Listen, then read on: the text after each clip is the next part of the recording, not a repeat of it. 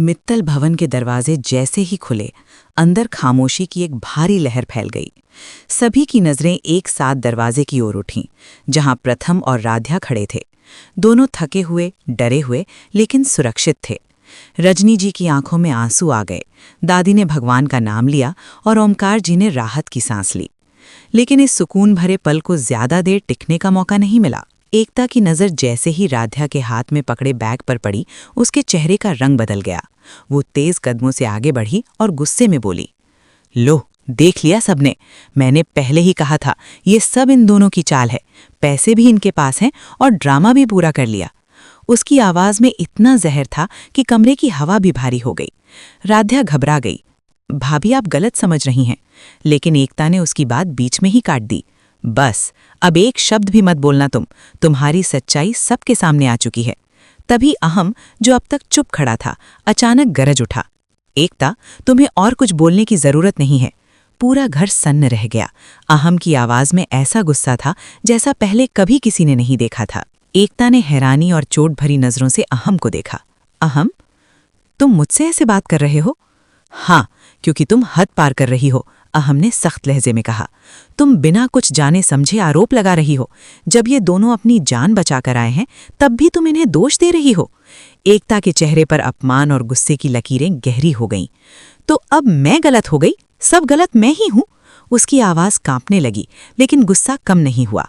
निहारिका, जो चुपचाप ये सब देख रही थी, धीरे से एकता के पास आई और उसके कान में फुसफुसाई, देखा भाभी, कैसे सब तुम्हें ही गलत ठहरा रहे हैं। अब इस घर में तुम्हारी कोई इज्जत नहीं बची। ये शब्द जैसे आग में घी का काम कर गए। एकता ने तुरंत अपना हाथ छुड़ाया और तेज आवाज में बोली, ठीक है, अगर इस घर में मेरी कोई कदर नहीं है तो मैं यहाँ एक पल भी नहीं रुकूंगी।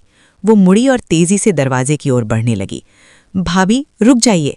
राध्या दौड़कर उसके सामने आ गई, हाथ जोड़कर बोली, कृपया ऐसा मत कीजिए, घर छोड़कर मत जाइए, सब ठीक हो जाएगा। जी हाँ दोस्तों, अगर आप लोग राध्या के साथ हैं तो आई सपोर्ट राध्या कमेंट में ज़रूर लिखें और वीडियो को लाइक करके चैनल को सब्सक्राइब ज़रूर करें। लेकिन एकता की आंखों पर जैसे गुस्से और नफरत का पर्दा पड़ चुका था। मुझे तुम्हारी कोई बात नहीं सुननी, उसने झटकते हुए कहा। अहम आगे बढ़ा, उसकी आवाज़ अब थोड़ी नरम थी। एकता, तुम समझने की कोशिश करो। अब समझने के लिए कुछ बचा नहीं है, एकता चिल्लाई। आज तुमने सबके सामने मुझे चुप करा दिया। मेरे लिए इससे बड़ी बेइज्जती क्या होगी? घर के बाकी लोग भी अब बेचैन हो उठे। रजनी जी ने समझाने की कोशिश की, बहू, गुस्से में कोई फैसला मत लो। लेकिन एकता अब किसी की सुनने के मूड में नहीं थी। निहारिका ने फिर धीरे से कहा, भाभी, कभी कभी अपनी इज्जत के लिए खुद ही कदम उठाना पड़ता है। बस यही आखिरी धक्का था। एकता ने बिना पीछे देखे अपना सामान उठाया और दरवाजे से बाहर निकल गई। दरवाज़ा बंद होने की आवाज़ पूरे मित्तल भवन में गूंज उठी, जैसे किसी ने रिश्तों की डोर पर जोर से चोट मारी हो। राध्या वहीं जमीन पर बैठ गई, उसकी आंखों से आंसू बहने लगे। मैंने तो बस सबको बचाने की कोशिश की थी। अहम चुप खड़ा था, उसकी आंखों में पछतावा साफ छलक रहा था। उसे समझ नहीं आ रहा था कि उसने सही किया या बहुत बड़ी गलती। और निहारिका, वो एक कोने में खड़ी हल्की सी मुस्कान के साथ सब देख रही थी। उसके चेहरे पर वही संतोष था, जैसे उसकी चाल एक बार फिर कामयाब हो गई हो। मित्तल भवन अब पहले जैसा नहीं रहा था। एकता के जाने से सिर्फ एक सदस्य नहीं गया था, घर की शांति भी उसके साथ चली गई थी। अब सवाल ये था कि क्या सच कभी सामने आएगा? क्या अहम और एकता के रिश्ते फिर से जुड़ पाएंगे, या निहारिका की साजिशें इस परिवार को पूरी तरह तोड़ देंगी?